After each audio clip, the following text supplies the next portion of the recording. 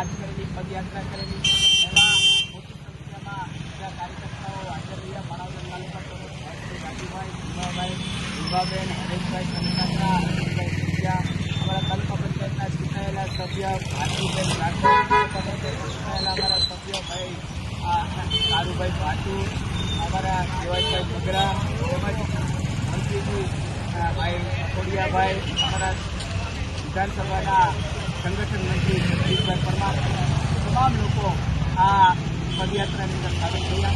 અમારી એક માંગ છે કે જે આજે આપણે જોઈએ છીએ કે લુખાલ લફંગાઓ દારૂના કેસની અંદર, જે ડ્રગ્સના કેસની અંદર જે લોકો છે બહાર ફરે છે, 5-5 મર્ડરના આરોપીઓ આજે બહાર ફરે છે.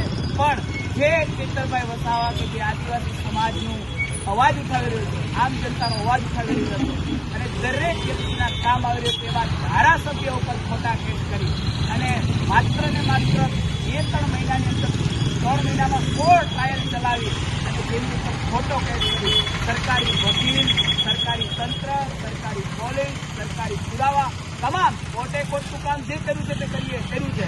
પણ સરકારના માણસોએ જે ખોટા પુરાવા ઉભા કર્યા છે એ ખરેખર નિંદનીય વાત છે, ખોટી વાત છે. અને આપણે એમ જોઈએ કે ભાઈ સરેઆમ ગુંડાઓ ફરી રહ્યા છે, સરેઆમ મર્ડરના આરોપીઓ, રેપિસ્ટ, જે લોકોએ બળાત્કાર ગુજાર્યો છે, જે બેન દીકરીઓની ઇજ્જત તૂટી છે, એવા લોકોને તમે સરેઆમ ગુમાવી રહ્યા છો, ફરી રહ્યા છો, એની ઉપર તમે મીઠી નજર રાખી રહ્યા છો. અને અમારા ચેતરભાઈ વસાવા કે જે જનતાની સેવા કરી રહી છે, એનો ગુનો શું? એનો ગુનો આ મીડિયાના માધ્યમથી કહેવા માંગીશ કે એનો ગુનો માત્ર ને માત્ર એટલો હતો કે એણે આદિવાસી લોકોનો અવાજ ઉઠાવવાનું કામ કર્યું. એણે આદિવાસી જનતાની જળ જમીનના પ્રશ્ન અને જે કંઈ દાદાગીરી સરકારી બાબુઓની હાલતી હતી એના ઉપર અવાજ ઉઠાવવાનું કામ કર્યું.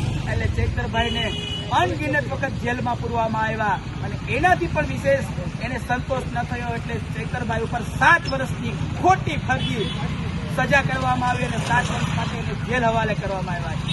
અમને વિશ્વાસ છે ન્યાયતંત્ર ઉપર કે ચોક્કસ અમે આગળ હાઈકોર્ટના દરવાજા પર ખખડાવશું અને ચોક્કસ ચેતરભાઈ મુક્ત થશે અને સમાજની સાથે આવીને સમાજના કામો કરશે. પણ મારે એટલું કહેવું છે મીડિયાના માધ્યમથી કે તમે જે વ્યક્તિ સરકારી તંત્ર ઉપર, તમારા ભ્રષ્ટાચાર ઉપર, તમારી જે કૂટનીતિ ચાલી રહી છે લોકોને લૂંટવાની, લોકોને હેરાન કરવાની, એના ઉપર તમે કંઈ નથી કરતા. અને ભાજપની સામે કોઈ બોલે, ભાજપમાં આવે એટલે એ પ્રમાણિક, ભાજપની સામે બોલે એટલે ગુનેગાર. આ જ નીતિ છે. કાલે એક પ્રશ્ન પૂછ્યો તો ભાઈ ચેતરભાઈ ભાજપમાં આવી જાય તો આ બધા કેસ છે એ મુક્ત થઈ જાય, એટલે શું ભાજપની સામે હોય એટલે ગુનેગાર અને ભાજપમાં આવે એટલે એ પાછો પ્રામાણિક, એના બધા ગુનાઓ માફ?